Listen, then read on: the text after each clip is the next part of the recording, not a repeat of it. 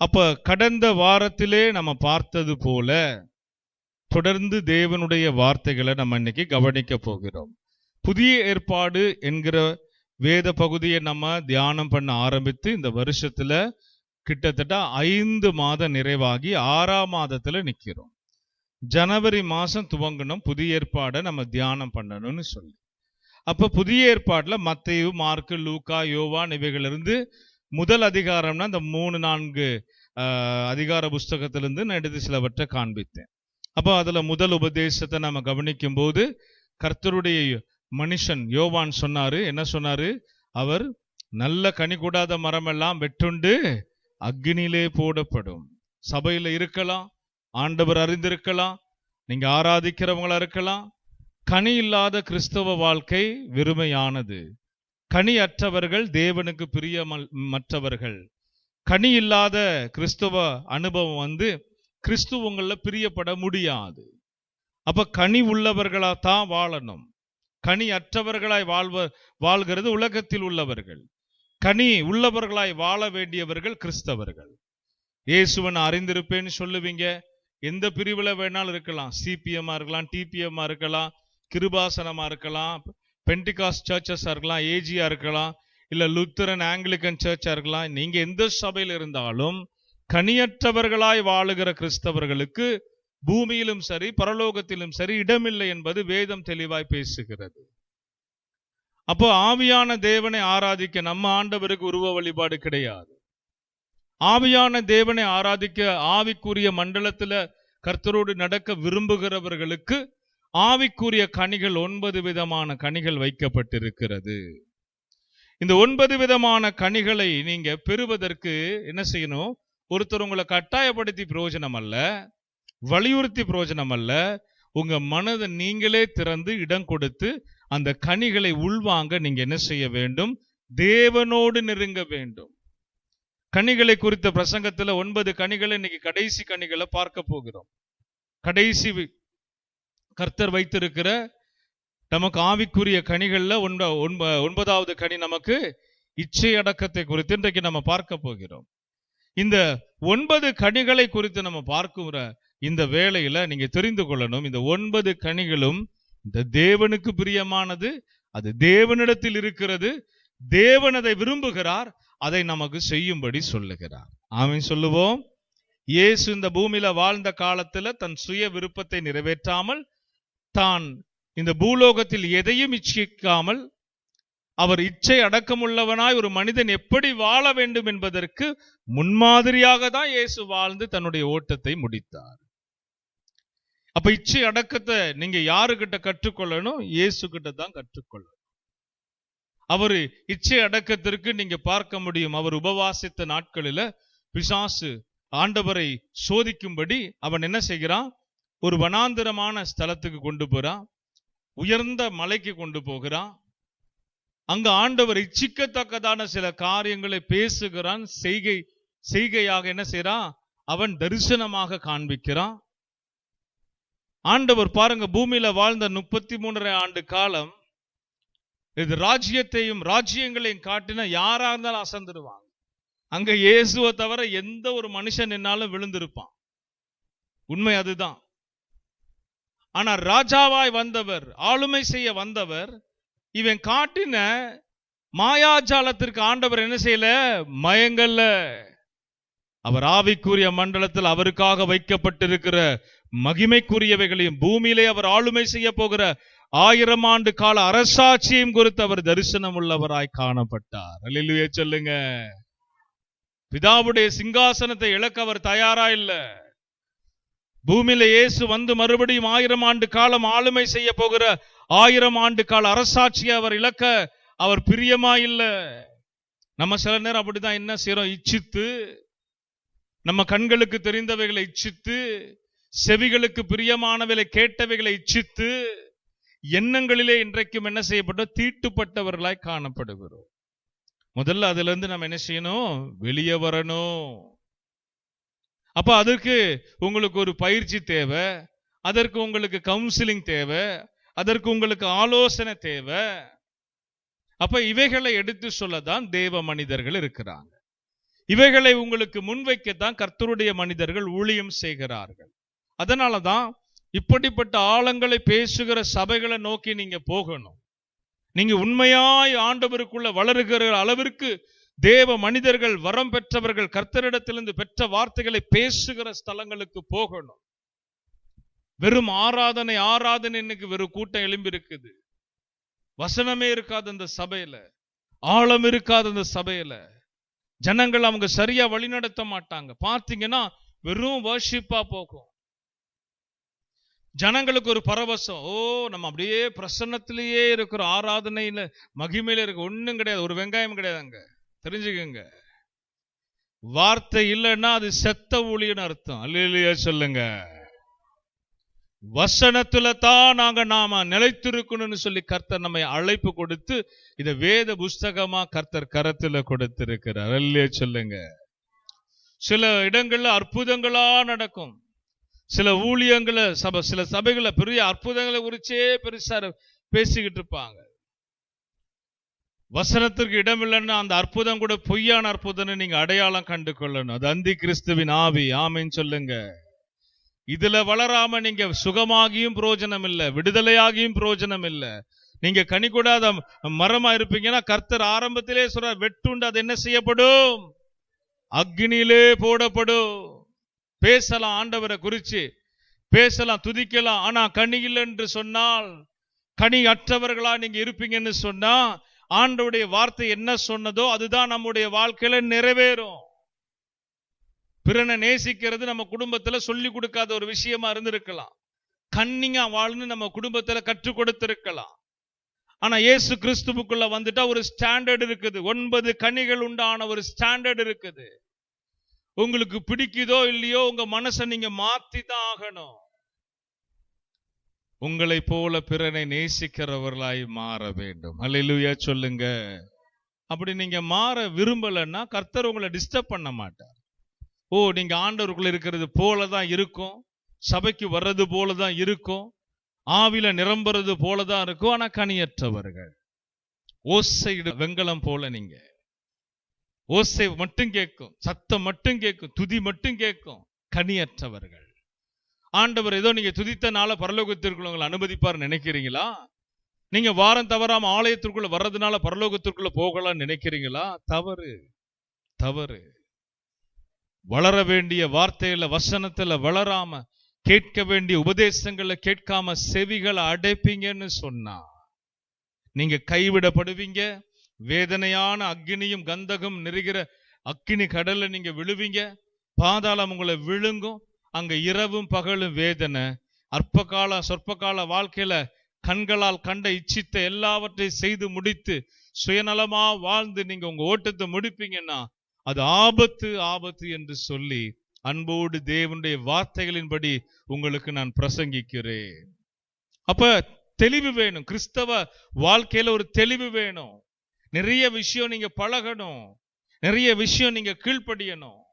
உதாரணத்துக்கு ஒண்ணு சொல்றேனே, ஒவ்வொருவருக்கும் வீடு இருக்குது, குடும்பம் இருக்குது, அதாவது இயங்கிக்கிட்டு இருக்குது.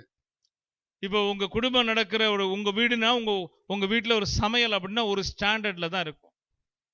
உங்க வீட்டு சமையல் ஒரு ஸ்டாண்டர்ட்ல இருக்கும்.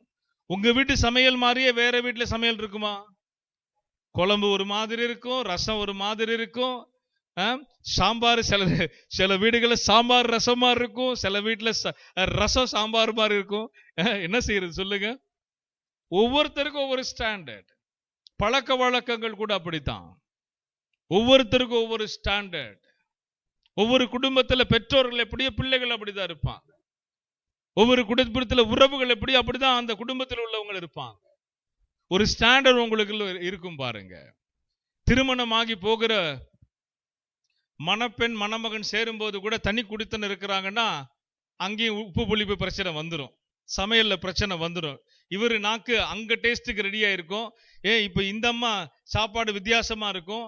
2 பேரும் கலக்கும் போது அங்கே கொஞ்சம் என்ன செய்யும், குழப்பம் வரும். அப்ப பழகுவாங்க. கொஞ்சம் காலம் என்ன செய்வாங்க, இவங்க புளியை ஏத்துறது, இறக்குறது, உப்பு போடுறது, அப்புறம் கொஞ்சம் கடுப்புல காரத்தை தூக்கி என்ன நீ வாய் பேசுற அப்படின்னு அள்ளி விடுறது எல்லாம் இருக்குதானே.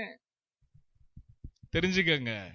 அப்ப ஸ்டாண்டர்ட்னு ஒண்ணு இருக்கு நமக்கு. என்ன ஸ்டாண்டர்ட்? கிறிஸ்தவத்துக்குள்ள ஒரு ஸ்டாண்டர்ட். இந்த வேதத்தின் படி நீங்க எப்படி வாழ்ந்தாலும், உங்க குடும்பத்துல உங்களுக்கு நல்லது கெட்டது எப்படி சொல்லி கொடுத்தாலும், அதை எல்லாவற்றையும் விட இயேசுவை ஏற்றுக்கொண்டுட்டீங்கன்னா உங்க வாழ்க்கை ஒரு ஸ்டாண்டர்டுக்குள்ள வரணும். அல்லேலூயா சொல்லுங்க.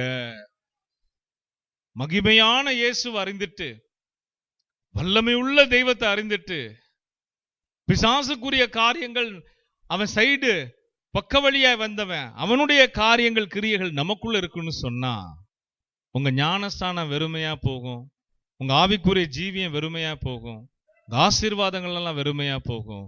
கடைசியில பரலோகத்தையும் இழந்துட்டு நீங்க தவிக்கிறவங்களா நிற்பீங்க.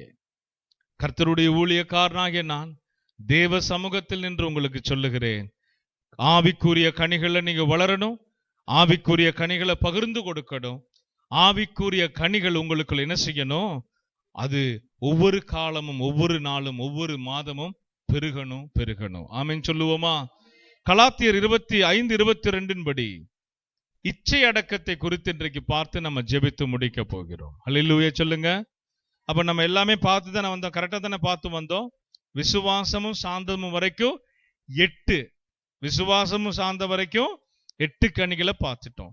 அப்ப 9வது கனி என்ன? எல்லாரும் சொல்லுங்க, இச்சை அடக்கம். எல்லாரும் சத்தமா சொல்லுங்க, இச்சை அடக்கம். இப்ப இச்சை அடக்கத்தை குறித்து பேசினாதான் தெரியும் இல்லையா? சும்மா ஆராதனை பூசி மொழிகி கர்த்தர் கொடுப்பார் உனக்கு செய்வார் அப்படின்னே சொன்னா வருமா? இச்சை அடக்கம் வருமா? யோசித்து பாருங்க. இல்ல சுகம் பலன் இதுக்காக மாத்திரம் ஒரு ஒளியை இயங்குதுன்னா சபையில இருக்கிற ஆள் இச்சை எப்படி அடக்கும்? அப்ப இச்சை அடக்கத்தை குறித்து பேசணும், அவங்களுக்கு புரிய வைக்கணும், அதை எடுத்துரைக்கணும். அப்பதான் இந்த கண்களின் இச்சைக்கு அவங்க என்ன செய்வாங்க? தங்களை விலக்கி பாதுகாத்து கொள்வாங்க. ஆமென் சொல்லுவோமா? அல்லேலூயா சொல்லுவோமா? ஆண்டவர் இந்த நாளில் மகிமைப்படுவாராக. தேவ பிரசன்னத்தை நான் உணர்கிறேன். ஆமென் சொல்லுவோம்.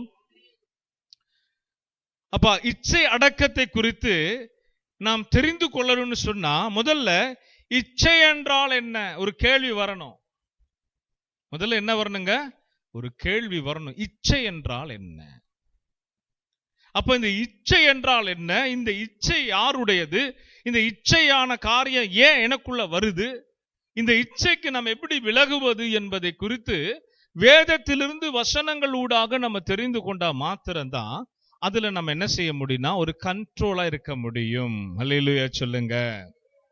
இப்ப முதலாவது இச்சித்த ஒரு நபரை குறித்து பார்த்துட்டு வேதத்தில் உள்ள சில வசனங்களை நம்ம என்ன செய்யறோம்? அடிப்படையா கேட்டு ஆவில நம்ம வளரும்படி ஒப்பு கொடுக்க போகிறோம். எத்தனை பேர் கேட்க ஆவலா இருக்கிறீங்க?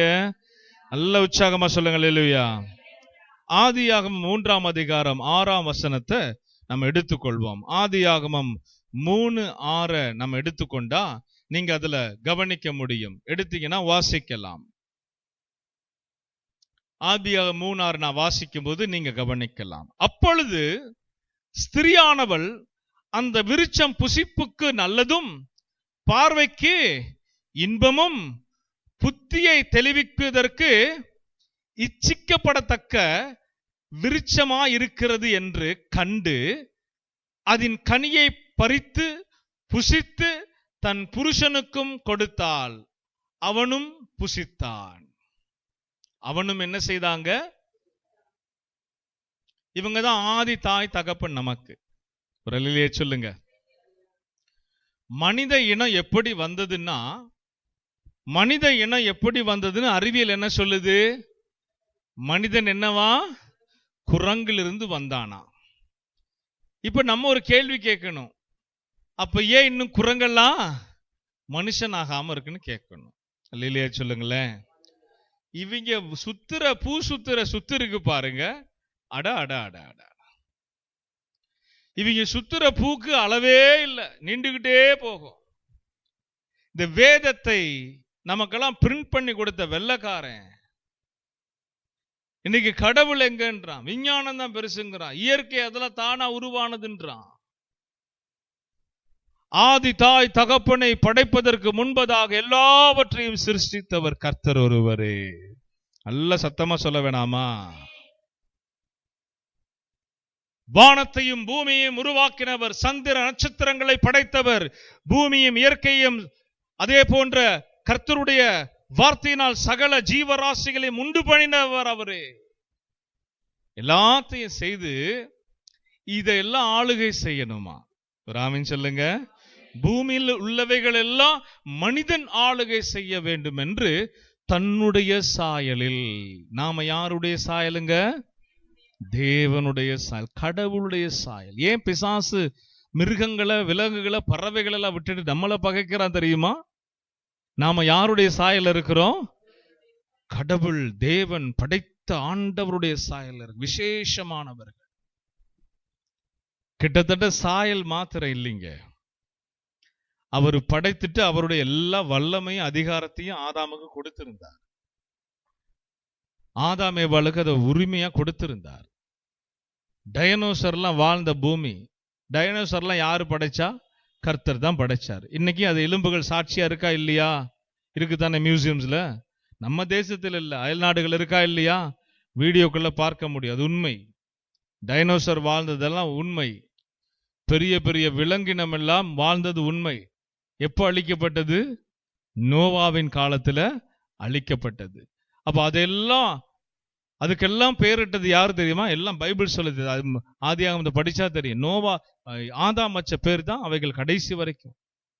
ஆதாம் அந்த விலங்குகளிலிருந்து, இயற்கையிலிருந்து எல்லாவற்றையும் அவர் ஆளுகை செய்யத்தக்கதாக ஆதாமுக்கு எல்லா விதத்திலும் கர்த்தர் என்ன ஆளுமையை கொடுத்திருந்தார். ஆண்டு கொள்ளுங்கள் தான் பூமியை கொடுத்தார், பதப்படுத்த கொடுத்தார், சரிப்படுத்த கொடுத்தார். ஒழுங்கின்மையா இருந்துச்சு. பிசாசு விழுந்து போனவன் வந்து கெடுத்து வச்சிருந்தான் பூமி, ஒழுங்கின்மையா இருந்துச்சு. அப்ப தேவன் தன்னுடைய சாயல்ல சாத்தான் உள்ள வரக்கூடாது, ஆதாம பார்க்கும்போது என்ன பார்க்கணும் அப்படின்ற மாதிரி ஆண்டவர் அவருடைய சிருஷ்டிப்பு பாருங்க. அந்த எல்லா மகிமையை இழந்து, அந்த எல்லா கிருபைகளை இழந்து, ஒரே ஒரு அடிப்படை காரணம் என்ன தெரியுமா? இச்சித்தல். சொல்லுங்க, எல்லாம் என்ன செய்தார்? ஆதாம் ஏவாள் என்ன செய்தாங்க? இச்சையில தங்களை விற்று போட்டார்கள்.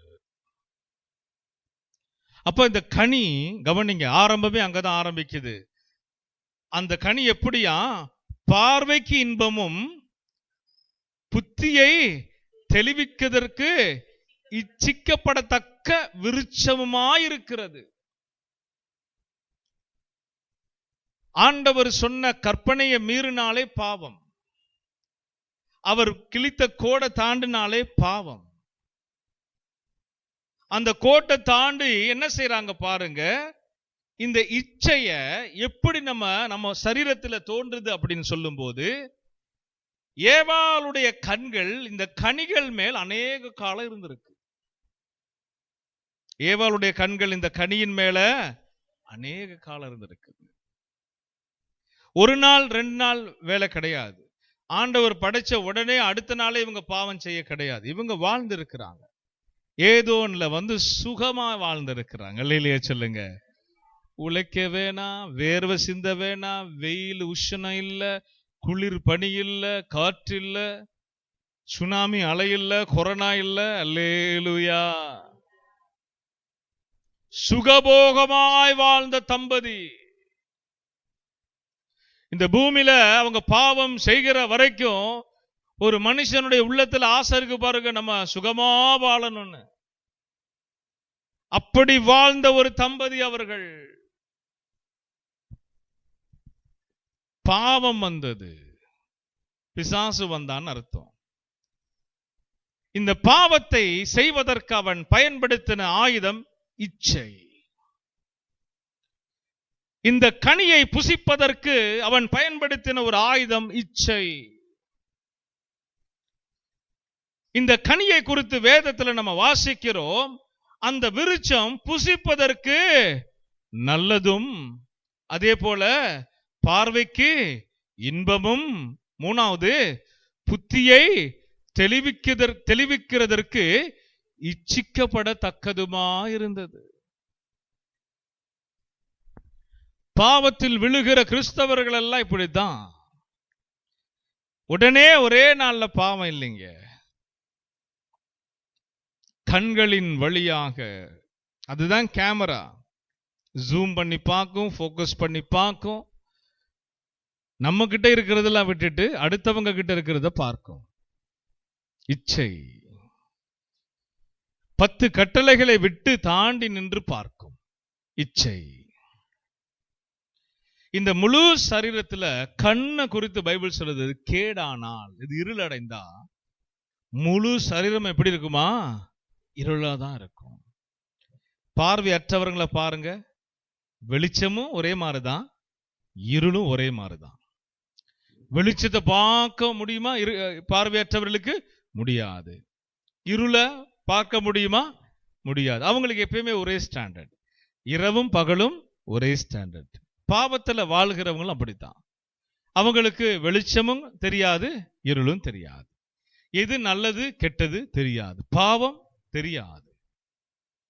அப்ப இந்த பாவத்தை செய்வதற்கு சாத்தான் பயன்படுத்துகிற, நம்முடைய சரீரத்திலே பயன்படுத்துகிற ஒரு அவயம் என்னன்னா கண்கள். ஒரு மனுஷன் குருடனா பிறந்துட்டா கூட நான் சொல்லுவேங்க, சூப்பர் சொல்லுவேன். ஏன்? இந்த கண்கள் வழியா செய்கிற பாவம் என்கிற ஒரு பொல்லாத ஒரு சாத்தானுடைய திட்டம் என்ன செய்ய அப்படியே தடுத்து நிறுத்தப்படும். ஆமென் சொல்லுங்க, லெலியா சொல்லுங்க. கண்களை ஏறெடுத்து பார்க்கத்தக்கதாக ஒரு தூண்டுதல். ஏவாள் சும்மா பார்க்கல, அங்க வந்துட்டான். சர்ப்பத்தின் வடிவில சாத்தான் உள்ள வந்துட்டான். அநேக நாள் தோட்டத்துல வேவு பார்க்கிறான், எப்படி வஞ்சிக்கலாம். நான் கெடுத்த இந்த பூமி இப்ப அழகா இருக்குது, ஏதோ அழகா இருக்குது, கர்த்தர் இவனை தேவ சாயலே படைச்சிருக்கிறாரு, இவனை பார்க்கும்போது அவரை பார்க்கிற ஒரு ஞாபகம் அவனுக்கு. அப்ப என்ன செய்யணும்? இவர்களை கெடுக்கணும். அவன் ரொம்ப கை தேர்ன ஆளு. யாருங்க? சாத்தான். வஞ்சிப்பதற்கும் ஏமாற்றுவதற்கும் கை தேறினவன் யாரு தெரியுமா? சாத்தான். தன்னுடைய வளையல ஒரு மனுஷனை ஒரு மனுஷியை அகப்படுத்த வளவிரிக்கிற ஆளு சாத்தான். உலகத்துல நிறைய விஷயங்களை கேள்விப்பட்டு இது சூப்பர், அது சூப்பர், இது நல்லது, இது கெட்டது கேள்விப்பட்டு அதுல தான் என்ன செய்வான்? வள வீசுமா. இத பாரு, இதை இச்சி, இதை செய், இதான் சூப்பர், இதெல்லாம் ஒண்ணுமில்ல. எச்சரிக்கையா இருக்கணும். அல்லேலூயா சொல்லுவோமா? அப்ப அந்த விருட்சம் புசிப்பதற்கு நல்லதும் பாவம் புசிப்பதற்கு நல்லது போலதான் இருக்கும். அதே போல அந்த விருட்சத்தின் தன்மை அது என்ன சொல்லுது? இன்பமும். இன்பமா தான் இருக்கும், குடிக்கும் போது இன்பமா தான் இருக்கும். புகைப்பழக்கத்திற்கு அடிமையானவர்களுக்கு இன்பமா தான் இருக்கும். காம விகாரங்களுக்கு அடிமையானவர்களுக்கு அது இன்பமா தான் இருக்கும். ஏன்னா உங்க கண்கள் வழியா உங்க சரீரத்தை நீங்க தீட்டுப்படுத்துறீங்க. கண்கள் வழியா இச்சிக்கத்தக்கதா இருக்குன்னு சொல்லி நீங்க அதை என்ன செய்றீங்க? விரும்புறீங்க. கண்களின் வழியா நீங்க முதல்ல ஆயத்தமானதற்கு பிறகு முழு சரீரமும் ஆவி ஆத்மாவை என்ன செய்யும்? பாவத்திற்கு ஒப்பு கொடுத்துரும். அது பாவம் என்று தெரிந்தாலும் அதை ஒப்பு கொடுத்துரும். அடிமைத்தனப்படுத்தும். ஐயோ, நான் கேட்ட வசனத்திற்கும் நான் வாழ்கிற வாழ்க்கைக்கும் இது சம்பந்தம் இல்லை, இது தேவனுக்கு பிரியமற்றது என்று சொல்லி நீங்கள் தீர்மானித்தாலும் அதை உங்களை ஓவர் கம் பண்ணும். ஏன் தெரியுமா? அநேக காலம் உங்களை வளவிரிச்சு அதை இச்சிக்க வச்சுட்டான், உங்களை பார்க்க வச்சுட்டான், அல்லது செவிகள் வழியா அதை கேட்க வச்சுட்டான். பாவத்தை தூண்டுவான். பிசாசுடைய தந்திரம். நேரடியா என்னைக்குமே யுத்தம் பண்ண மாட்டான். அவன் கையாளாகாதவன். அவனுடைய யுத்தம் எல்லாம் மறைமுகமான யுத்தம். அவனுடைய யுத்தம் எல்லாம் பொல்லாத திட்டத்தோடு யுத்தம். சாத்தான். தெளிவு அடையணும். ஆமென் சொல்லுங்க. நாம தெளிவாக வேண்டும். அல்லேலூயா சொல்லுவோமா? அல்லேலூயா, அல்லேலூயா, அல்லேலூயா. இலவசமாய் கர்த்தர் கொடுத்த எல்லாவற்றையும் இந்த மனித குலம் இழந்து போவதற்கு கண்களின் வழியாய் செய்த பாவம் தான் இந்த தண்டனைக்குட்பட்ட ஒரு உலகமாய் மாறச் செய்தது. புரிஞ்சுக்கணும். இன்னைக்கு கிறிஸ்தவம் தேவாலயம் ஒரு ஏதோன் தோட்டம். அன்றைக்கு ஏதோன் தோட்டம் உண்மையாகவே ஆண்டவர் படைத்திருந்தார். இயற்கை வளத்தோடு படைத்திருந்தார். உஷ்ணம் அதிகமா இல்லாம இயற்கை அழகாய் வைத்திருந்தார். குளிர்ச்சியான காலங்களில் அவர்களோடு உலாவினார், பேசினார். இன்றைக்கும் தேவன் ஏதோனை போல திருச்சபை உருவாக்கி வைத்திருக்கிறார். திருச்சபையின் ஊடாய் உங்களை பழக்குவிக்கிறார். திருச்சபையின் ஊடாய் நன்மைகளை தர விரும்புகிறார். திருச்சபையின் ஊடாக நீங்க ஆசீர்வதிக்கப்பட விரும்புகிறார். அதற்கு அன்று ஆதாம் ஏவாளுக்கு ஒரு கட்டளையாக கொடுக்கப்பட்டது போல இந்த புதிய ஏற்பாடு முழுவதும், பழைய ஏற்பாடு முழுவதும் நமக்கு ஒரு கற்பனையாக, கட்டளையாக கொடுக்கப்பட்டிருக்கிறது. பழைய ஏற்பாடை நாங்கள் படிக்கும் போது, பழைய ஏற்பாட்டிலே அவருடைய கற்பனை கட்டளைகளை, நிபந்தனைகளை பார்க்கும் போது புதிய ஏற்பாட்டுக்கும் பழைய ஏற்பாட்டுக்கும் வித்தியாசம் இருந்தாலும், புதிய ஏற்பாடுடைய கட்டளைகள், கற்பனைகள் லகுவாக தெரிந்தாலும் அதை கைக்கொள்வது சற்று கடினம் என்பதை நான் உங்களுக்கு போதிக்க விரும்புகிறேன். ஆனால் கடினம் என்பதற்காக நாம் உலகத்திலே பழக்குவிக்கப்பட்டது போல, உலகத்தில் உள்ள ஸ்டாண்டர்ட் போல, உலகத்தில் உள்ளவைகளை போல நம்ம வாழ நம்ம என்ன செய்யணும்? முதல்ல மறுதலித்து இந்த புதிய ஏற்பாட்டுடைய ஸ்டாண்டர்டுக்குள்ள நம்ம வர அர்ப்பணிக்கணும், புரிந்து கொள்ளணும். அல்லேலூயா சொல்லுங்க, அல்லேலூயா சொல்லுங்க, அல்லேலூயா, அல்லேலூயா. அப்ப கண்களின் வழியாய் இச்சை, அந்த இச்சைக்கு சொந்தக்கார யாருன்னு நம்ம பார்க்கலாம். 1 யோவான் 2:16 1 யோவான் 2:16 என்ன சொல்லுதுன்னு சொல்லி நம்ம உத்து கவனிக்கலாம். எடுத்துட்டீங்கன்னா சீக்கிரமா நீங்க வாசிக்க கேட்கலாம். ஏனெனில் மாம்சத்தின் இச்சையும் கண்களின் இச்சையும், நல்லா கவனிக்கணும். முதலாவது நான் உங்களுக்கு அடையாளப்படுத்துறது கண்களின் இச்சை. கண்களின் இச்சை ஏன் ஏற்பட்டதுன்னா, மாம்சம் கேட்டுச்சு, அதுல ஒரு இன்பம் இருக்கு. மாம்சம் என்ன செய்யும்? கண்களின் வழியாக இச்சையை நிறைவேற்றுவதற்கு தூண்டுகோலாய் நம்முடைய மாம்சம் எப்பொழுதுமே செயல்படும். மாம்சத்தின் இச்சை, உதாரணத்துக்கு சொல்றேனே, கறிக்குழம்பு, கறி சாப்பிட்றதுலாம் தப்பு கிடையாது, சரிங்களா? மனசுல வச்சுக்கோங்க. கிறிஸ்தவர்களுக்கு நான்வெஜ் இல்லைன்னா வண்டி ஓடாது, பரவாயில்ல. ஆனா நீங்க இன்ன விதமான நான்வெஜ்ஜை நீங்க இன்னைக்கு சாப்பிடணும் அப்படின்னு சொல்லி யாரு முடிவு பண்றா தெரியுமா? யாரு முடிவு பண்றா? உங்க சரீரம் முடிவு பண்ணுது, மாம்சம் முடிவு பண்ணுது. இல்லையா சொல்லுங்க.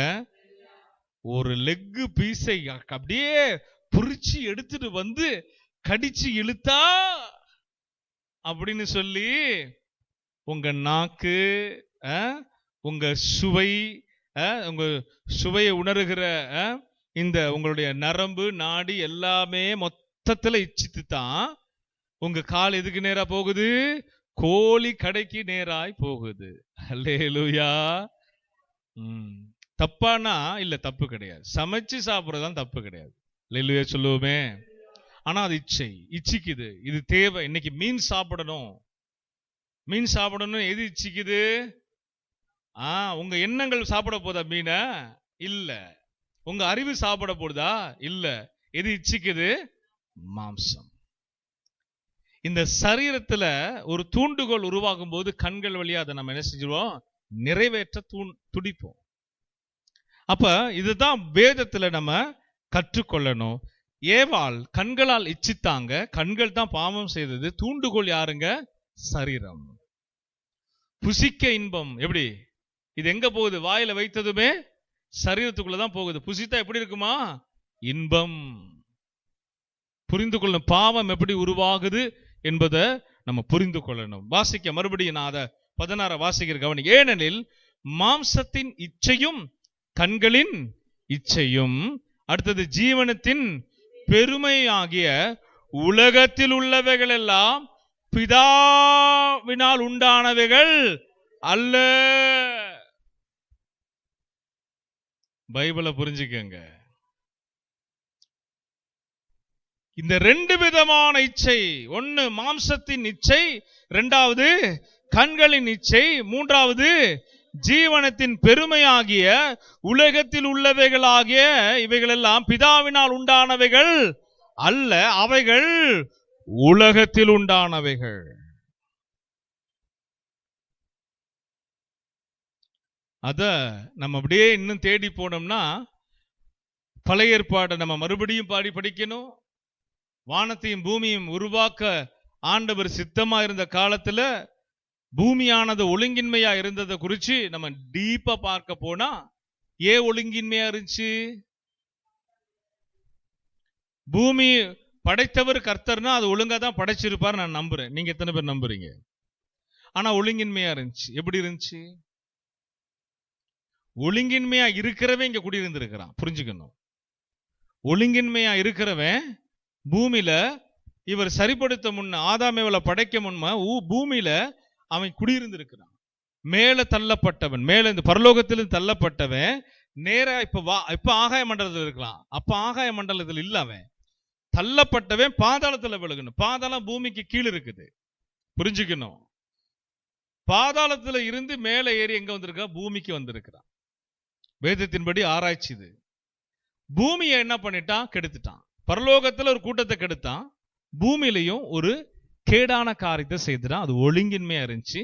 கர்த்தர் அதை சரிப்படுத்த தான் மனித குலத்தை உருவாக்கினார். ஆமென் சொல்லுங்க.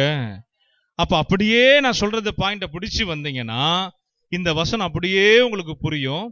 இவைகள் பிதாவினுடையது அல்ல, இவைகள் உலகத்தில் உண்டானவைகள். அல்லேலூயா. அப்ப பூமியை ஆளுகை செய்தவனிடத்தில் அது இருந்துச்சு, பூமியிலே அது இருந்துச்சு. இப்ப ஏதோன் தோட்டத்திற்குள்ள அது வந்துச்சு, ஏதோன் தோட்டத்தில் உள்ளவர்களையும் அது கெடுத்துச்சு. இதுதான் ரகசியம்.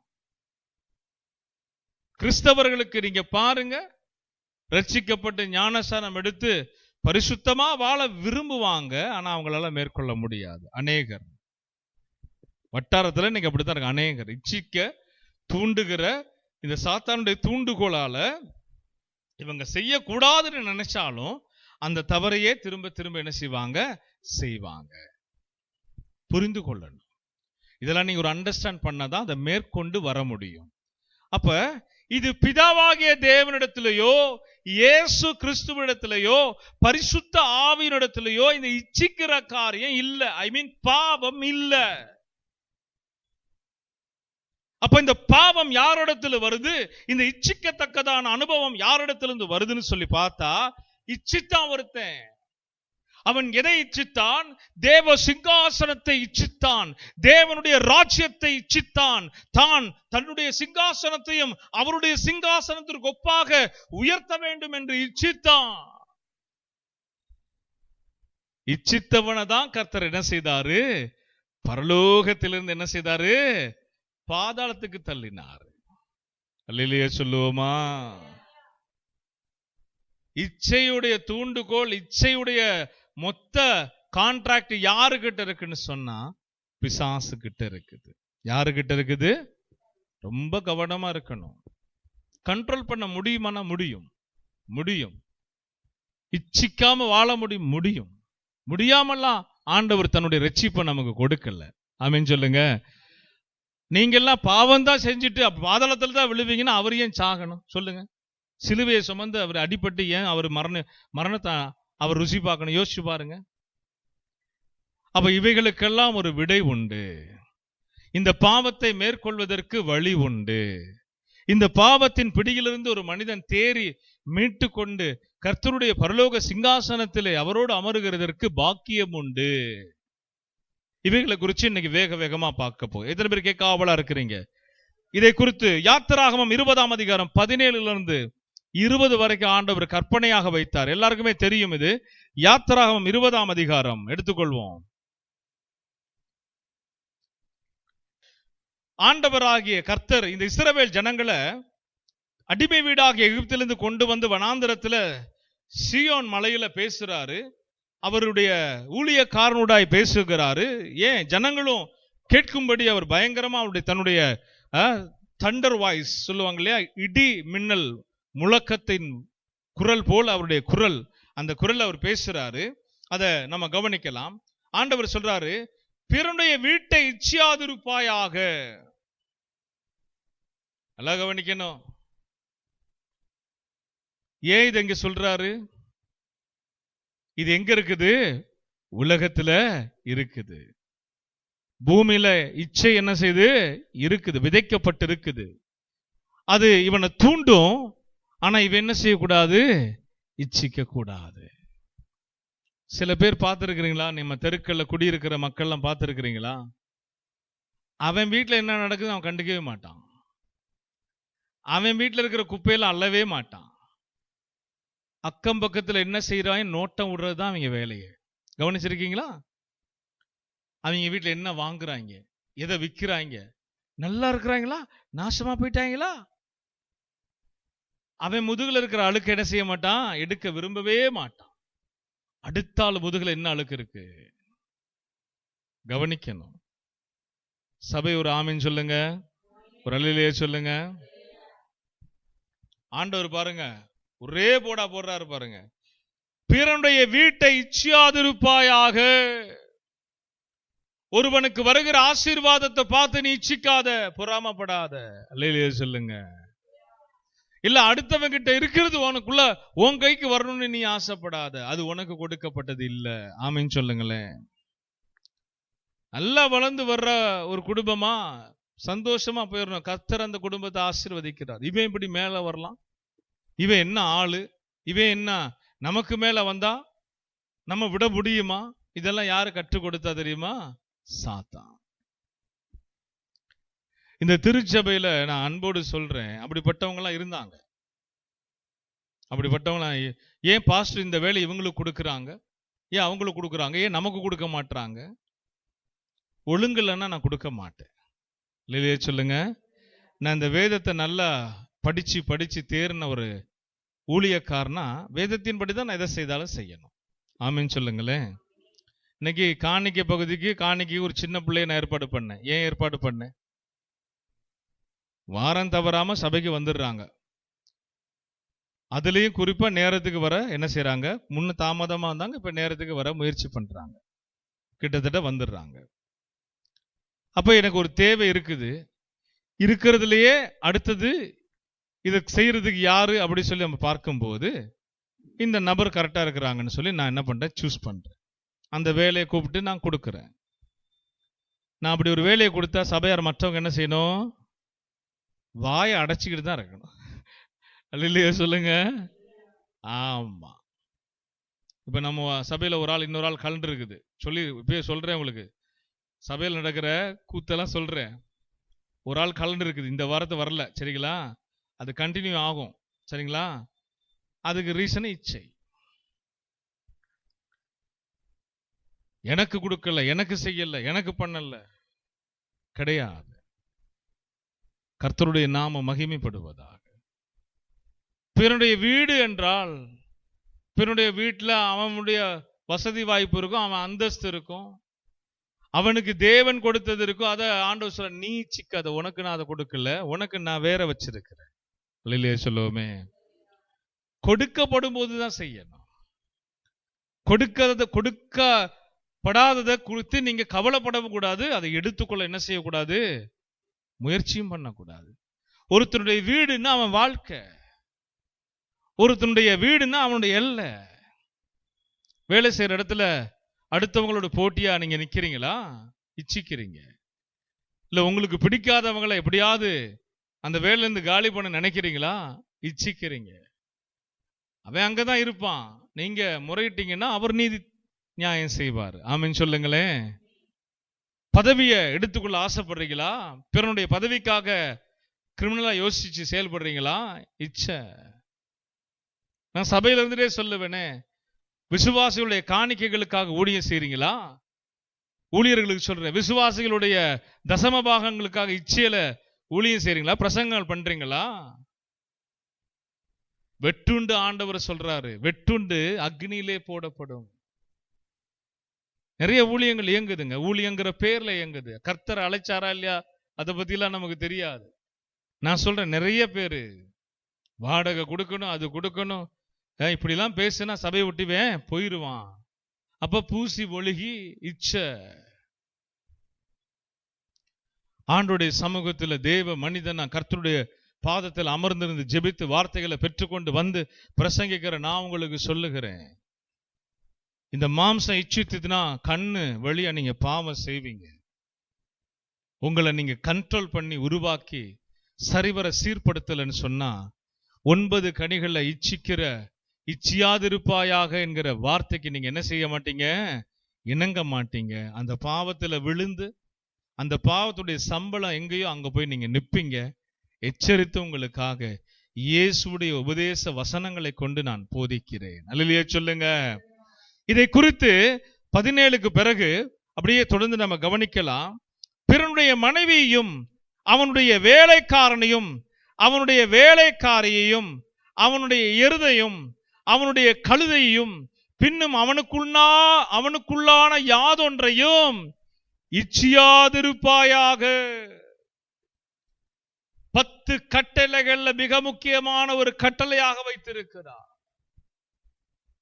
இதெல்லாம் தெரியுமா? இன்னைக்கு சபை ஜனங்களுக்கு தெரியுமா? 10 கட்டளை என்னன்னு தெரியுமா? அநேக சபைகள்ல 10 கட்டளை எங்க இருக்குன்னு தெரியாது, ஜனங்களுக்கு தெரியாது, போதிக்கப்படவில்லை, சொல்லிக் கொடுக்கப்படவில்லை. வாங்க ஆண்டவர் சுகமாக்குவாரு, வாங்க ஆண்டவர் சந்திப்பாரு, கொடுப்பாரு. இதெல்லாம் யாரு செய்யறது?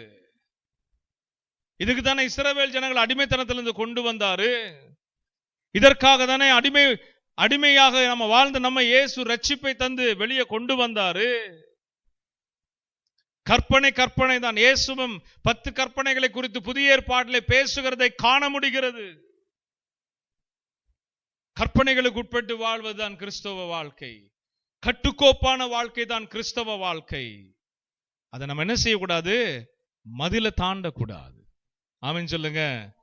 பாருங்க, கிறிஸ்தவர்களே பாருங்க, வீடு நிலம் அரடி ஒரு அடிக்கெல்லாம் மந்திரம் செஞ்சு பில்லீசனி செஞ்சு ஒருத்தன் கெடுத்து வாழுகிறான். அவங்கெல்லாம் கிறிஸ்தவர்களா? பேர்ல கிறிஸ்தவர்கள். அப்ப இந்த வசனத்துல பாருங்க, வேலைக்காரனையும் அவனுடைய வேலைக்காரியையும் அவனுடைய எருதையும் அவனுடைய கழுதையும் பின்னும் பிறனுக்குண்டான யாதொன்றையும் இச்சியாதிருப்பாயாக. இதெல்லாம் நமக்கு அவசியம். இந்த வசனங்கள்லாம் உயிரோட்டம் உள்ளது. 18 ஜனங்கள் எல்லாரும் இடிமுழக்கங்களைப் போல மின்னல்களையும் எக்கால சத்தத்தையும் மழை புகைகிறதையும் கண்டார்கள். அதை கண்டு ஜனங்கள் பின்வாங்கி தூரத்திலே நின்று மோசேயை நோக்கி, நீர் எங்களோடு பேசும், நாங்கள் கேட்போம், தேவன் எங்களோடு பேசாதிருப்பாராக. அங்கதான் பாருங்க, எல்லாருக்கும் ஒரு என்கவுண்டர்.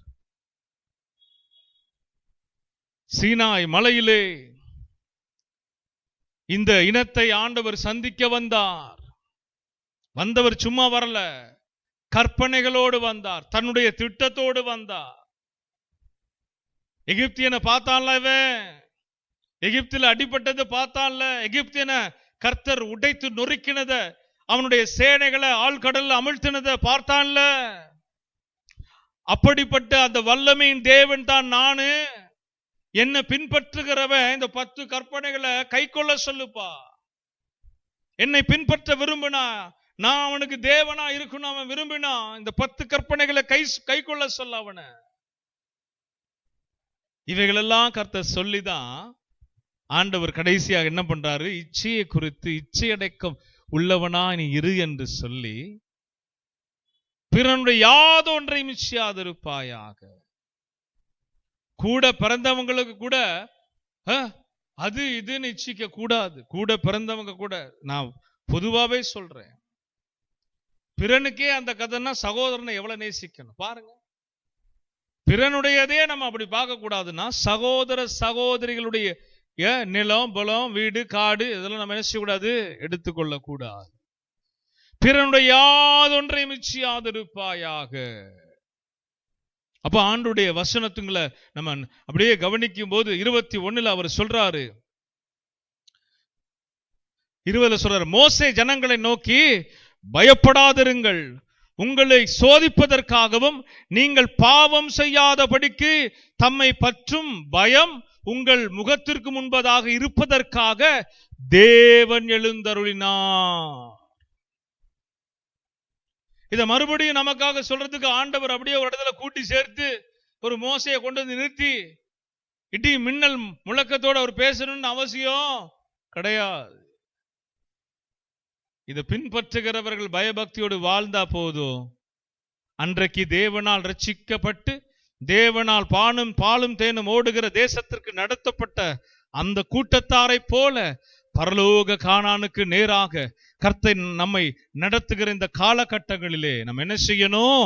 அவருக்கு பயந்து. அழகா சொல்றாரு பாருங்க, மோசே 20 சொல்றாரு, பயப்படாதிருங்கள், உங்களை சோதிப்பதற்காகவும் நீங்கள் பாவம் செய்யாத படிக்கு தம்மை பற்றும் பயம் உங்கள் முகத்திற்கு முன்பதாக இருப்பதற்காக தேவன் எழுந்தருளினார்.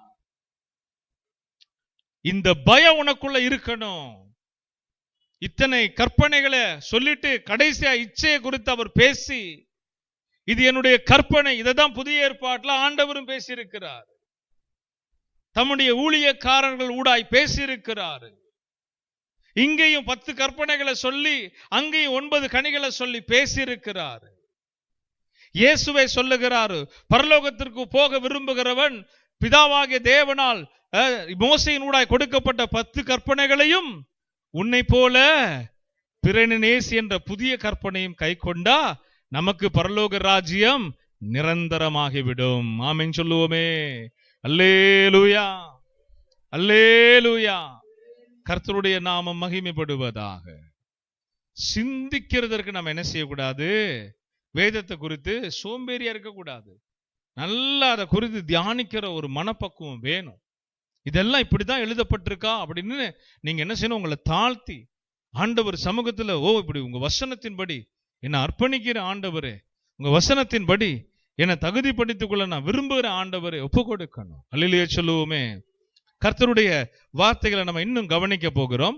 இதை குறித்து யோவான் 8ஆம் அதிகாரம் 44ஆம் வசனத்தை புதிய ஏற்பாட்டில் நம்ம எடுத்துக்கொள்வோம். யோவான் எழுதின சுவிசேஷ நூல் 8ஆம் அதிகாரம் 44 நான் வாசிக்கும் போது நீங்க எல்லாரும் கேட்கலாம். 44 நான் வாசிக்கிறேன், நீங்க கவனமா கேளுங்க.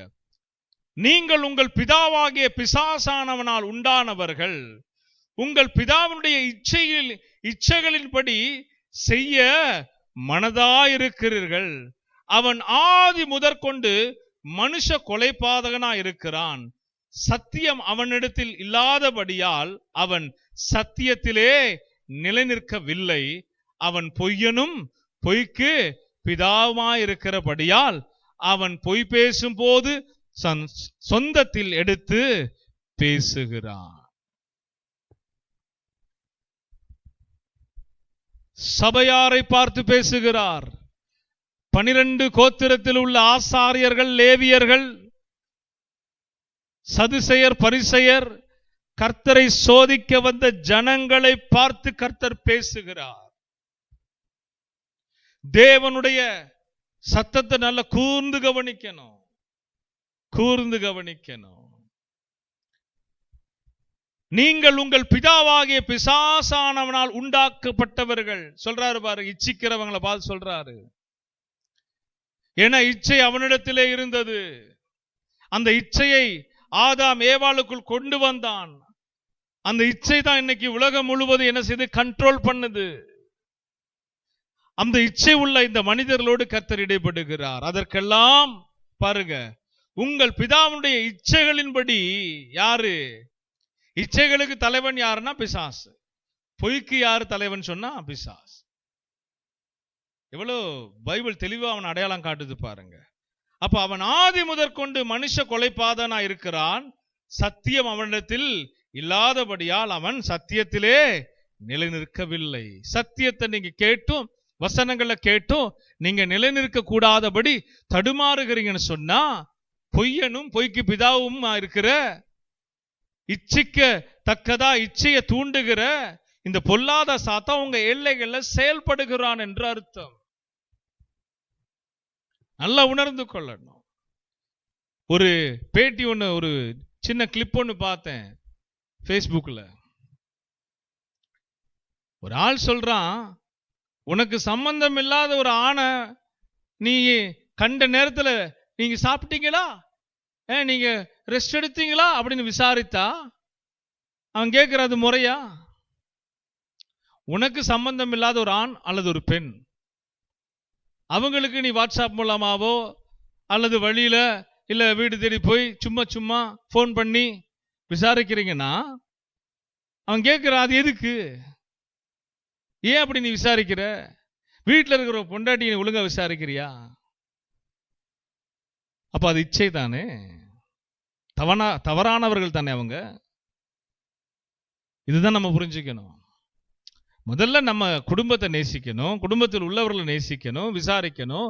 சாப்பிட்டீங்களாப்பா, பார்த்துட்டீங்களா, பிள்ளைங்க போயிட்டாங்களா, வந்துட்டாங்களா. அப்பப்போக்கு நல்ல பாருங்க, கவனம் உள்ள பெற்றோர்கள் பாருங்க பிள்ளைகள் மேலே தான் கவனமா இருப்பாங்க. நல்ல குடும்பஸ்தர்கள் கணவன் மேல கவனமா இருப்பாங்க, நல்ல கணவன்மார்கள் பிள்ளைகள் மேல கவனமா இருப்பாங்க, மனைவி மேல கவனமா இருப்பாங்க. எங்க போனாலும் பாருங்க, நான்லாம் மலேசியா அங்க போனா கூட ஃபோன் பண்ணி கேட்பேன், சாப்பிட்டியா நீனு அப்படின்னு. டைமுக்கு டைம் சரியா ஒழுங்கா சாப்பிடாத ஆளு நம்ம வீட்டில் கேட்பேன், சாப்பிட்டியா, பிள்ளைங்க சாப்பிட்டாங்களா, இப்போ எங்க இருக்கிறீங்க, சேஃபா இருக்கு, மழை பெய்யுதா, இப்போ எந்த வீட்டில் இருக்கிறீங்க, அம்மா வீட்லையா நம்ம வீட்லையா, எல்லாமே கேட்பேன். ஏன்? கவனம். அப்ப அதை விட்டு எனக்கு சம்பந்தம் இல்லாத சாப்பிட்டீங்களா சிஸ்டர் அப்படின்னா அது முறையா? யோசிச்சு பாருங்க இல்லையா? அவங்களோட சும்மா யதார்த்தமா ஒரு பேசும்போது நல்லா இருக்கீங்களா விசாரிக்கிறது வேற. சும்மா கையை வச்சுக்கிட்டு இருக்காம ஹலோ ஹவ் ஆர் யூ அப்படின்னா எத்தனை பேருக்கு விஷயம் புரியுது? புரியுதா இல்லையா? அல்லேலூயா. உங்க எல்லைகளை தாண்டி நீங்கள் செயல்படுவது இச்சை. அதற்கு காரணம் பொல்லாத பிசாசும் அவனுடைய கூட்டமும். அந்த இச்சையில நீங்க நடப்பதற்கு உங்களை விட்டு போடுவீங்கன்னு சொன்னா அந்த இச்சையின்படி உங்களை என்ன செய்வான்? செய்ய வைப்பான். முதல்ல தூண்டுவான், அடுத்தது செய்ய வைப்பான், மூணாவது என்ன தெரியுமா செய்வான்? மரணம், பாவத்தின் சம்பளம், அதை கொண்டு வந்து பாதாளத்துக்கு இழுத்துட்டு போவான். பாதாளம் என்னமோ நம்ம மாமியார் வீடுன்னு நினைக்க கூடாது இல்லையா? சொல்லுங்க. எரிகிற அக்னியும் கொடிய ஜந்துக்களும் பிசாசின் கூட்டமும் வசிக்கிற ஸ்தலம் அது. அங்கே விழுகிறவர்கள் திரும்புவதில்லை. பாதாளத்திலே விழுகிறவர்கள் திரும்புவதில்லை. அவர்களுக்கு மன்னிப்பு இல்லை, அவர்களுக்கு ரட்சிப்பு இல்லை. அவர்கள் பூமியிலே வாழுகிற காலங்கள் கர்த்தருடைய கிருபையை போக்கடித்தவர்கள். அங்க போய் என்ன கதறினாலும் வராது. பாதாளம் விழுங்கி போடும். எச்சரிக்கையா இருந்து மனம் திரும்பணும். ஆமென் சொல்லுவோமே. அதுல நம்ம கவனமா இருக்கணும். இச்சைக்கு பிதா சாத்தான்கிறத வேதத்தின்படி ஆண்டவராகிய கர்த்தர் நம்ம பேசினார் இல்லையா? 1 யோவான் 2:16 படியும் அதே போல ஆதியாகமம் 3:6 நம்ம தெரிந்து கொண்டோம். அப்ப அதை தான் கற்பனையாக வைத்து அது அவனிடத்தில் இருக்கனால ஆண்டவர் அது வேணாம் அப்படின்னு சொல்லி விரும்பவில்லை. சங்கீதம் 78:13 நம்ம எடுத்து வாசிக்கலாம். சங்கீதம் 78:13 ஒருவர் எடுத்துட்டீங்கன்னா பெண்கள் டக்குன்னு வாசிக்கலாமே. நாங்கள் உபவாசம் பண்ணும் போது நீர் நோக்கமாயிருக்கிறது என்ன?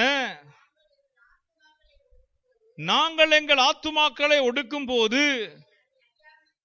நீர் அதை அறியாமல் இருக்கிறது என்ன என்கிறார்கள். நல்ல கவனிக்கணும். இந்த ஜனங்க நாங்கள் உபவாசம் பண்ணும் போதும் நாங்க எங்களை ஆத்துமாக்களை ஒடுக்கும் போதும் அவங்க கேட்கிறாங்க, நீர் அதை அறியாமல் இருக்கிறது என்ன? அதற்கு ஒரு பதில் வரலையே. நான் ஆலயத்திற்கு போறேன், நான் அபிஷேகம் பெற்றிருக்கிறேன், ஞானஸ்தானம் பெற்றிருக்கிறேன், என்னுடைய ஜெபத்திற்கு ஒரு பதில் வரலையே. ஆண்டவர் வேதத்துல பதில் வைத்திருக்கிறார். எத்தனை பேர் கேட்காவலா இருக்கிறீங்க? தொடர்ந்து அதை வாசிக்க கேட்கலாம். இதோ நீங்கள் உபவாசிக்கும் நாளிலே உங்கள் இச்சையின்படி நடந்து உங்கள் வேலைகளை எல்லாம் கட்டாயமாய் செய்கிறீர்கள். உபவாசம் பண்றாங்க பழைய ஏற்பாடு விசுவாசிகள். தேவ சமூகத்தில் அமர்ந்து இருக்கிறாங்க, ரெட்டுடுத்தி இருக்கிறாங்க, ஆண்டவர் நோக்கி கூப்பிடுகிறாங்க. பார்வைக்கு எல்லாம் விசுவாசி போலதான் தெரியுது. ஆராதனை நடக்கும் போது அல்லேலூயா ஆமேன் எல்லாம் சூப்பரா இருக்குது. பாடும்போது நல்லா குரலை உயர்த்தி நல்லா பாடுற சத்த துணிலாம் கேக்குதான். பாஸ்டரே தேவ ஊழியரே விசுவாசி ஆலயத்திற்குள்ள வரும்போது அடடடடடா என்ன பக்தி அப்படின்னு மயங்கி கீழே விழுகிற அளவிற்கு பரிசுத்தவானை போல ஒரு தோற்றம் கூட இருக்கலாம். அல்லேலூயா சொல்லுங்க. ஆனா நம்மளை யாரு பார்க்கிறா? எல்லாரும் சத்தமா சொல்லுங்க, நம்மளை யாரு பார்க்கிறா? இந்த பாருங்க, இந்த ஞான குறைவுள்ள இந்த மனிதர்கள் தங்களை ஒடுக்கி தேவ சமூகத்தில் அப்படியே தாழ்த்தி ஆண்டவர் சமூகத்தில் முறையிடும் போது ரைட்ஸ் எல்லாம் வச்சு அங்க விவாதமே நடக்குது. நாங்க உபவாசம் பண்ணும் போது நீர் நோக்காமல் இருக்கிறது என்ன? நாங்கள் எங்களை ஆத்துமாக்களை ஒடுக்கும் போது நீர் அதை அறியாமல் இருக்கிறது என்ன? ஆண்டவர் போட்டு உடைக்கிறாரு. நீங்கள் உபவாசிக்கும் நாளிலே உங்கள் இச்சைகளின்படி நடந்து,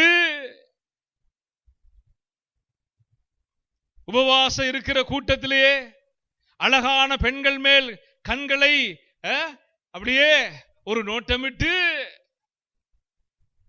கூடி வருகிற தேவ ஆலயத்திலே காதல் கடிதங்களை பரிமாறி செய்து கொண்டு சபைகள் நடக்கிற கூத்தெல்லாம் சொல்ற, சரிங்களா? ஏன் இதெல்லாம்? நம்ம ஜெபம் எங்க அங்கீகரிக்கப்படும்? நம்ம ஜெபம் கேட்கப்படுமா? நம்முடைய ஜெபம் பரலோகத்தை எட்டுமா? அங்க இடமே கிடையாது. அங்க என்ன அர்த்தம்னா, அந்த வசனம், நாங்க உபவாசிக்கிறோம் பண்றோம், ஆனா நீங்க கேட்கல. ஆண்டு சொல்ல, ஏன் கேட்கல? கவனி. நம்மளையும் கவனிக்க சொல்ல, கவனி. இன்னும் நம்ம கண்ணு விரும்புகிற காரியங்களே பார்த்து கொண்டு இருக்கிறோமா? இச்சிக்கத்தக்கதாக செயல்பட்டு கொண்டே இருக்கிறோமா? நிறுத்த முடியலையா? 10 கற்பனையை கை கொள்ள முடியலையா? இயேசு விரும்புகிறத செய்ய முடியலையா? கவனிங்க. இச்சித்து கொண்டே இருக்க வேண்டியதா கடைசி வரைக்கும். எங்க போகிற வரைக்கும்? பாதாளத்தின் விளிம்புல விழுகிற வரைக்கும், மரணம் நம்மை விழுங்குகிற வரைக்கும் இச்சித்து கொண்டே இருக்க வேண்டியதுதான். உங்களுக்கு சம்பந்தம் இல்லாத ஒருத்தரோடு அதிக நேரம் செலவழிப்பது, போன்ல பேசுவது பாவம். ஆண்டவர் அருவருக்கிறார். மணிக்கணக்க போனை யூஸ் பண்றது பாவம். கர்த்தர் அருவருக்கிறார். ரொம்ப கவனமா இருக்கணும். அதெல்லாம் இச்சை. பார்த்துக்கிட்டே இருக்க தோணும், செஞ்சுக்கிட்டே இருக்க தோணும், கவனிச்சுக்கிட்டே இருக்க தோணும். முழு கவனம் அதுல தான் இருக்கும். பாவம். ஒரு டைம் வச்சுக்கணும். மொபைல்ல ஒர்க் பண்றதுக்கு ஒரு டைம் வச்சுக்கணும். போன் கால்ஸ் அட்டன் பண்ண மொபைல் யூஸ் பண்ண தப்பு கிடையாது. அதுலயே மூழ்குவீங்கன்னா பாவம். எனக்கு தெரிஞ்ச சில சகோதரிங்க மொபைல் போன் ஆண்ட்ராய்டை தூக்கி போட்டாங்க. நான் கேட்டேன், என்ன உங்களை வாட்ஸ்அப்ல பார்க்கவே முடியல? நான் அதுக்குள்ள போயிட்டேனா பாஸ்டர், இன்ஸ்டாகிராமு ஃபேஸ்புக்கு அப்படின்னு அப்படியே போய்கிட்டு இருக்கு பாஸ்டர், தொடர்கதையா போய்கிட்டு இருக்கு. ரொம்ப அடிமையாயிட்டாங்க. பார்த்தாங்களாம், இது வேலைக்காகாது, தூக்கி போடுன்னு போட்டாங்க. நான் கேட்டு, உண்மையிலேயே ஆண்ட்ராய்டு மொபைல் உங்க கையில் இல்ல பாஸ்டர்? கால்ஸ் வந்தா ஒரு பட்டன் மொபைல் இருக்குது, ஆண்ட்ராய்டு மொபைல் தூக்கி போட்டேன். உண்மையிலே உங்களை பாராட்டணும் பாருங்க. வெளியே சொல்லுங்களேன். கவனம். ஆண்டவராக இயேசு சொன்னார், உன் அவயத்துல கேடான காரியம் ஒரு அவயம் நிறைவேற்றும்னா ஆண்டவர் சொல்ற, அதை துண்டித்து எரி.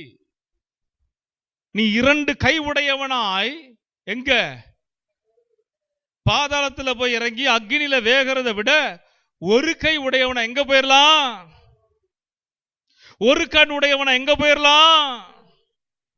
ஆண்டவர் சொல்ற, கண்ணு பார்வை பாருங்க, இச்சை எங்க இருக்குது சொல்றாரு. கண்ணு உனக்கு இடரல் பண்ணுதா, தப்பா நடக்க பார்க்குதா, அதை பிடிங்கிருங்கிறார். புதிய ஏற்பாட்டின் உபதேசம், புதிய ஏற்பாடு உபதேசத்துல இயேசு சொன்னதை இன்னைக்கு எடுத்து சொல்லுகிறவர்கள் குறைஞ்சிட்டாங்க. அவர் பேசின கடுமையான உபதேசத்தை எடுத்து சொல்லுகிறவர்கள் இல்லாம போகிட்டு இருக்காங்க. ஏன்? இச்சை. இப்படி உபதேசித்த கூட்டம் வராது. யாருக்கு வேணும்? இப்படி உபதேசிக்கும் போது தேறுகிற ஆத்துமாக்கள் 10 இருக்கலாம், 50 இருக்கலாம், 100 இருக்கலாம். அவங்களோட அந்த ஊழியக்காரன் பரலோகம் போறான் பாருங்க, அதல்லவா பெரிய பாக்கியம்.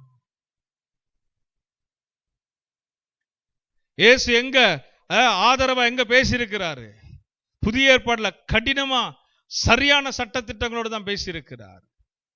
கையும் மெய்யுமா பிடிக்கப்பட்டு ஸ்திரியோடு அவர் அன்பா நடந்து கொண்டார், உண்மைதான்.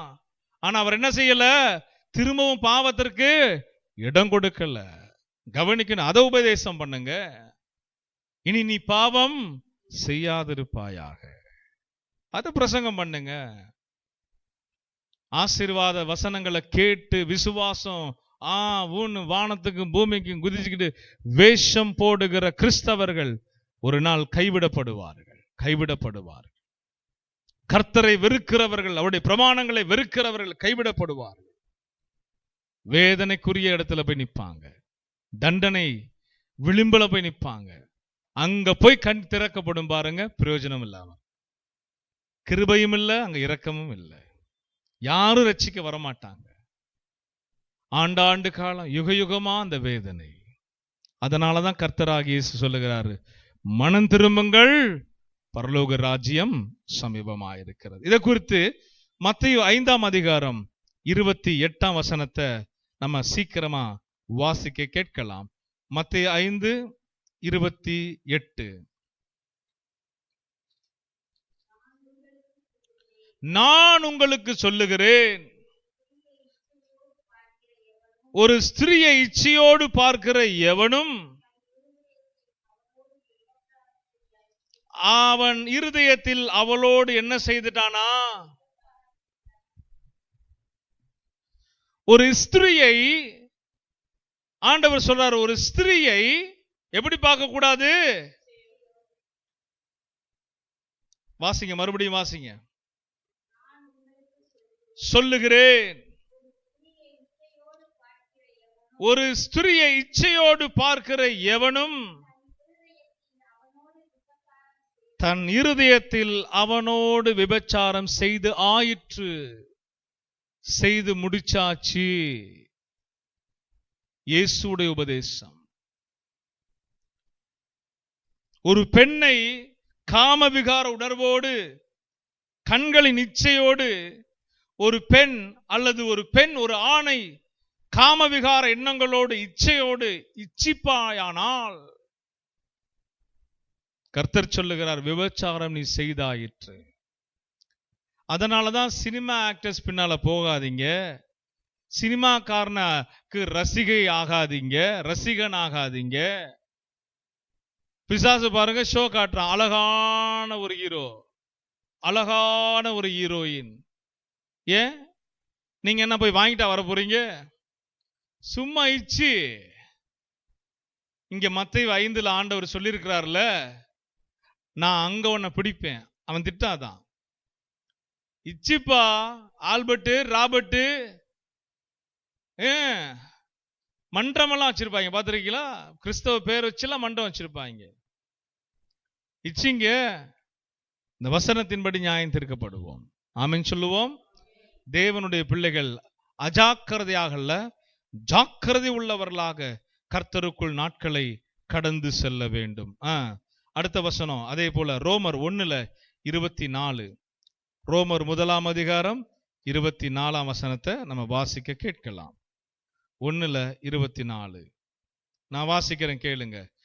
இது நிமித்தம் அவர்கள் தங்கள் இருதயத்தில் உள்ள இச்சைகளினாலே ஒருவரோடு ஒருவர் தங்கள் சரீரங்களை அவமானப்படுத்தத்தக்கதாக தேவன் அவர்களை அசுத்தத்திற்கு ஒப்பு கொடுத்தார்.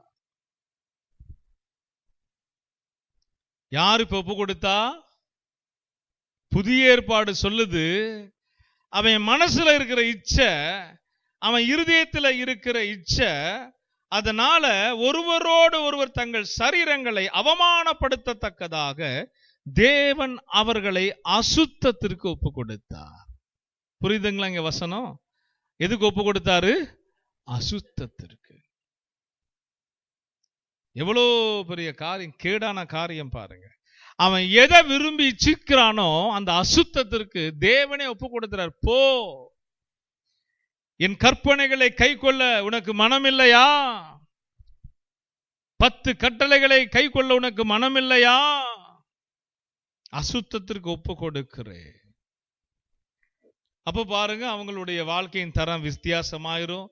அவங்கள அப்படியே பார்த்தீங்கன்னா, அவங்க போகிற போக்கு பார்த்தீங்கன்னா, வேசித்தன பாவத்திலையும் விபச்சார பாவத்திலையும் காம விகாரத்திலையும் அப்படியே போய்கிட்டே இருப்பாங்க.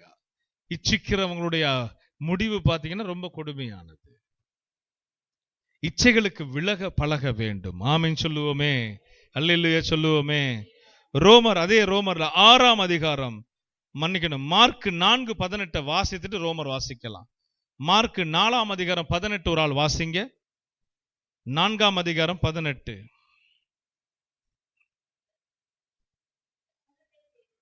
வசனத்தை கேட்டு உலக கவலைகளும் ஐஸ்வர்யத்தின் மயக்கமும் மற்றவர்களை பற்றி உண்டாகுகிற இச்சைகளும் உட்பிரவேசித்து வசனத்தை நெருக்கி போட அதனால் பலனற்று போகிறார்கள்.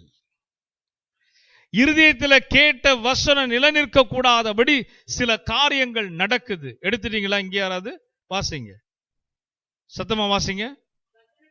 வசனத்தை கேட்டு உலக கவலைகளும் ஐஸ்வர்யத்தின் மயக்கமும் மற்றவைகளை பற்றி உண்டாகுகிற இச்சைகளும் உட்பிரவேசித்து நல்ல வளர்ந்து வர்ற ஆத்துமா பாருங்க, வசனத்தை கேட்டு ரட்சிக்கப்பட்ட ஆத்துமாவை வசனத்தை நெருக்கி போட அதனால் பயனற்று போகிறார்கள்.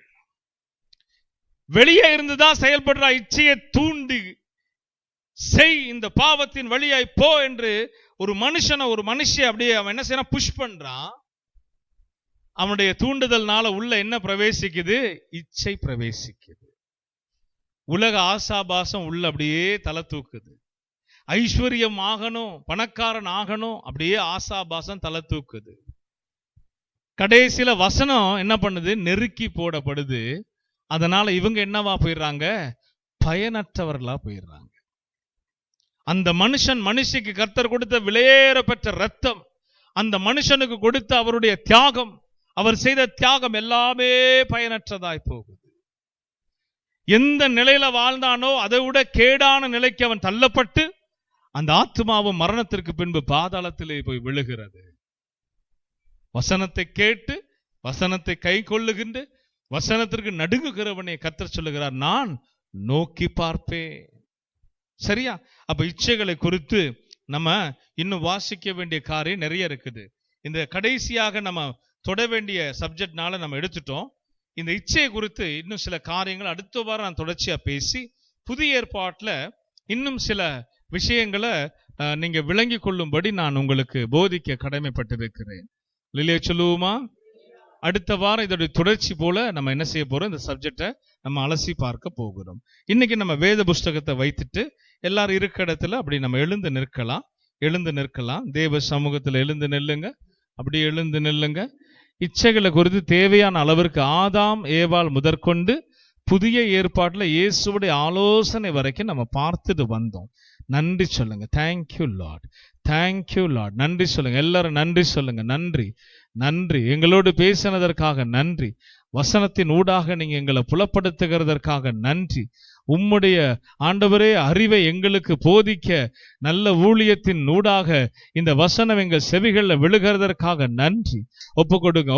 அவயங்கள் ஒப்பு கொடுங்க. ஓ சிந்தனைகள் ஒப்பு கொடுங்க. கண்களை ஒப்பு கொடுங்க. ஓ கர்த்தராகி ஆண்டவர் அதை வேணான்னு சொல்றாரு. ஒப்பு கொடுங்க. ஆண்டவரே என் குறைகளை மன்னிங்கன்னு சொல்லுங்க.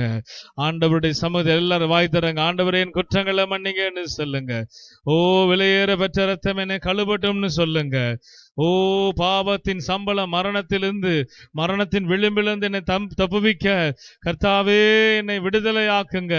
கண்களின் இச்சை மாம்சத்தின் பெருமை எனக்குள் இராதபடி கர்த்தாவே என்னை விடுதலையாக்குங்க. கனி கொடாத மரமாய் அல்ல, கனி கொடுக்கிற மரமாய் என்னை நீங்க உருவாக்குங்க. ஹல்லேலூயா, ஹல்லேலூயா. கர்த்தர் விரும்பாததை நான் செய்யாதபடி என்னை காத்துக்கொள்ள எனக்கு உதவி செய்யுங்க. ஹல்லேலூயா, ஹல்லேலூயா.